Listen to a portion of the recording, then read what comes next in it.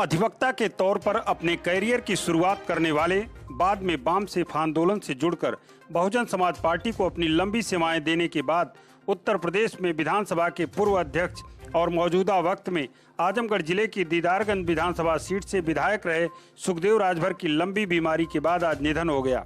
उनके निधन से उत्तर प्रदेश में खास तौर से पूर्वांचल के पिछड़े समाज को गहरा धक्का लगा है। सुखदेव राजभर यूपी की सियासत में एक बड़ा चेहरा माने जाते थे। उनकी गिनती भी बड़े रणनीतिकारों में होती रही। अधिवक्ता के तौर पर अपने कैरियर की शुरुआत करने वाले आजमगढ़ के सुखदेव राजभर ने आज 70 वर्ष की उम्र में अंतिम सांस ली। यह उत्तर प्रदेश के लिए एक दुखद खबर है। बहुजन समाज पार्टी को लगभग 3 दशक तक अपनी सेवाएं देने वाले सुखदेव राजभर हाल के दिनों में उनका मोह बहुजन समाज पार्टी से भंग हो गया और सपा सुप्रीमो अखिलेश यादव के करीब आ गए। उन्होंने अपने बेटे को राजनीतिक तौर पर अपना उत्तराधिकारी घोषित करते हुए सपा सुप्रीमो अखिलेश यादव को सौंप दिया था। यह सुपुर्दगी बाकायदा सुखदेव राजभर के घर सपा सुप्रीमो अखिलेश यादव की मौजूदगी में हुई थी, जब सपा सुप्रीमो अखिलेश यादव लखनऊ स्थित उनके आवास पर कुशल छेम लेने पहुंचे थे।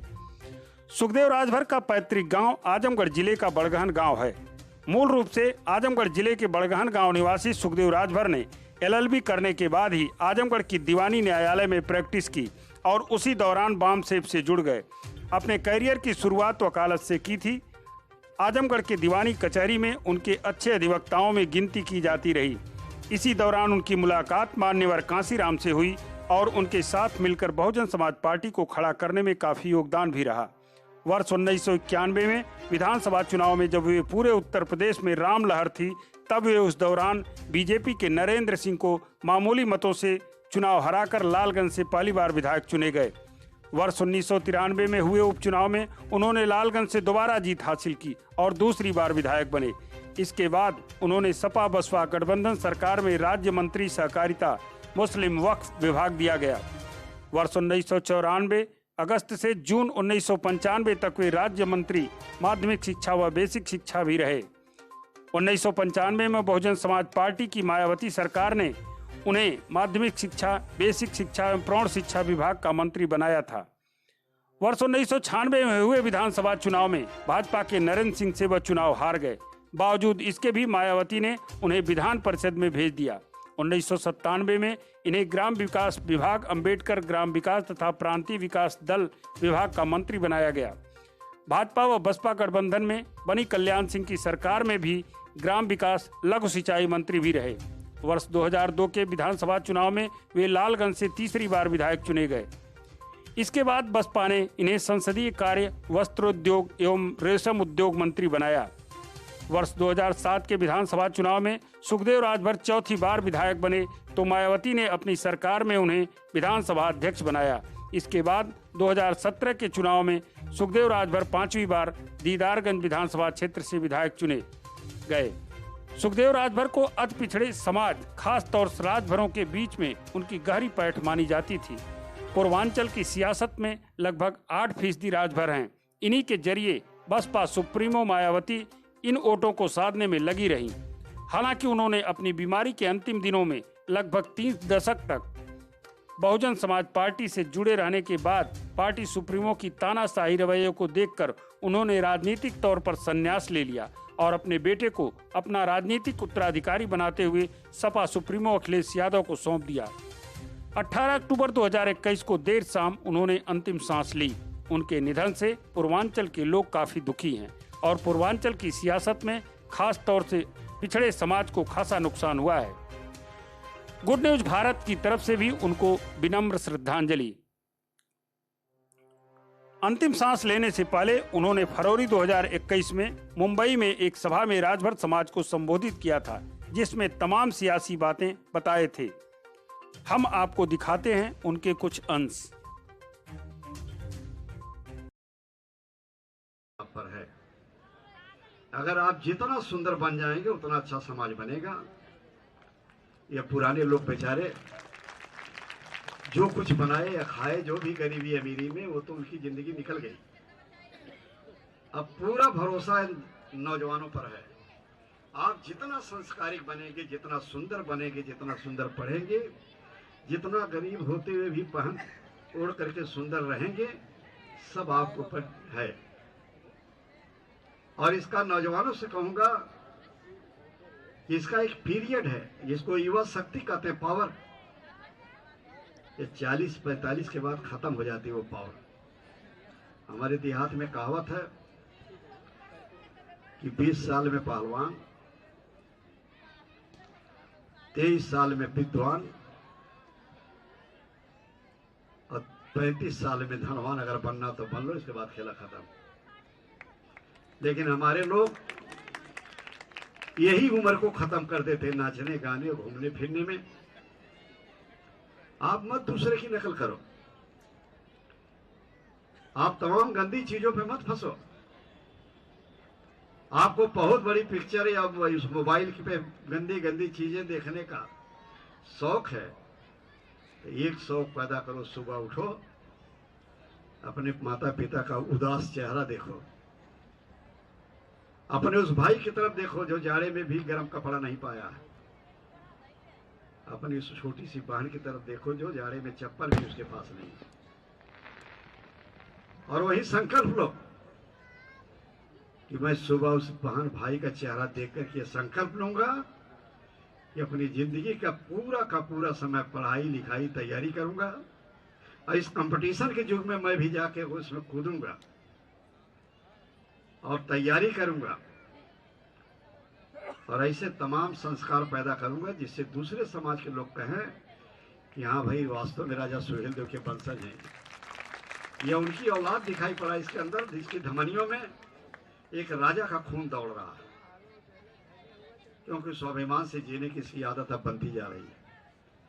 इसलिए यहाँ पर बहुत से बुजुर्ग हमारे हैं जिनकी उम्र 60 साल 65 साल 70 साल हो गई। वो तो बेचारे समय बिता चुके हैं, अब उससे बहुत ज्यादा नहीं। अब पूरा का पूरी जिम्मेदारी मैं बार बार कह रहा हूँ कि नौजवानों पर है। जिस समाज का नौजवान सुंदर बनेगा वो समाज सुंदर बनेगा, नहीं तो समाज रुक जाएगा। अब पूरी बागडोर उनके हाथ में जा रही है। इसलिए राजा सुहेलदेव के इतिहासों को हम लोग भी निकाल के पढ़ते हैं। ये कहीं गलतफहमी मत फंसिए कि राजा सुहेलदेव जी पासी थे, ये क्षत्रिय वंश के थे, कहीं थे। पूरा शुद्ध इतिहासकारों के अच्छे पन्नों में आ गया है कि नागवंशी राजा सुहेलदेव राजा रहे हैं। इसमें कहीं भी हमको भ्रम होने की पैदा होने की स्थिति। दुनिया इनका राजनीतिकरण करे, फिर बार बार राजनीतिकरण बोलना हो सकता ना समझते हो। इनका राजनीति में बड़ा तगड़ा प्रयोग हो रहा था और तमाम ऐसे संत महापुरुष का राजनीतिकरण नहीं हुआ। लेकिन राजा सुहेलदेव को जब आप मानना शुरू किए तब लोगों को जाके झटका लगा। अब सब राजा सुहेलदेव को मानना ये आपकी देन है, जानना भी करिए। यही डॉक्टर अम्बेडकर साहब की तस्वीर आप लगाए हैं। दुनिया के लोग इनके ऊपर कीचड़ तक फेंकते थे, कोई जानता नहीं था डॉक्टर अम्बेडकर हैं कौन। लेकिन यही डॉक्टर अम्बेडकर ने जब इनके ऊपर लाठियां मारी गई और कीचड़ फेंका गया इसी महाराष्ट्र के कुछ हिस्सों में, तो उन्होंने उस समय यही कहा था कि आज हमारे ऊपर जितना कीचड़ हो फेंक लो, जिस दिन मेरा समाज गांव गांव में जानना और मानना शुरू कर देगा उस दिन तुम्हारे जैसे लोग डॉक्टर अम्बेडकर को भी मानना मजबूर हो जाएंगे। इसलिए आज जो हमारे संघ के द्वारा जयंती का अवसर है, मैं इसको पक्षधर हूं कि जयंतियां मनाइए, लेकिन इसको आलोचनात्मक मंच न बनने पाओ या शिकवा शिकायत का मंत्र न बनने पाओ और ये ऐसा मंच न बनने पावे कि राजभर के नेता हम हैं, दूसरा कोई नहीं। जिसको नेतागिरी करना है तमाम प्लेटफार्म है, आप जाके करो। कुछ शुद्ध प्लेटफार्म तो बनाओ जहाँ केवल हमारा चिंतन होगा। विभिन्न सरदार जी हमारे हैं, तमाम दल में हैं,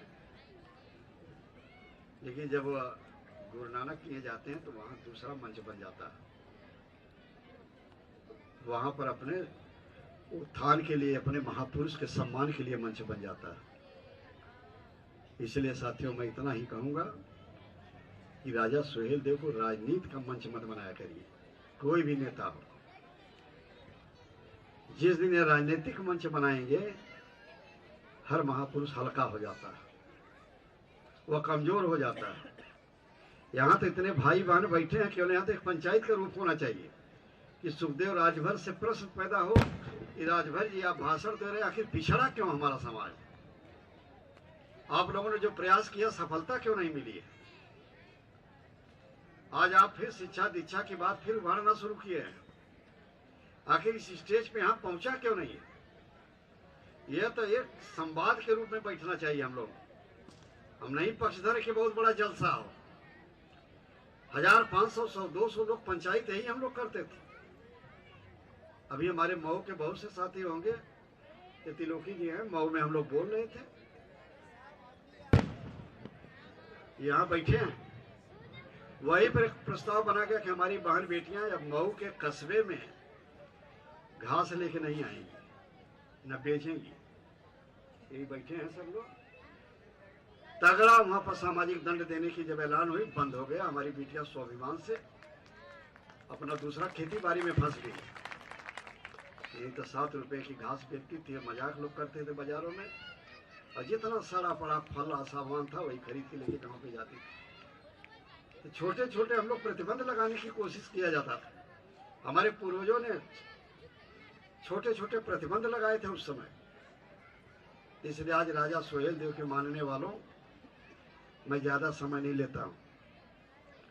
आप खूब बैठिए अपने अंदर, गांव में, मकान में, घर में, लेकिन जब आप में कटुता रहेगी, आप में द्वेष रहेगा, घृणा रहेगी।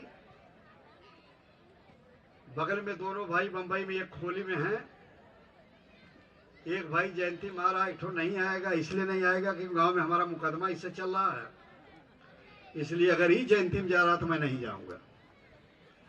अगर ये द्वेष रहेगा तो आप राजा सोहेल देव जी को स्थापित करना चाहते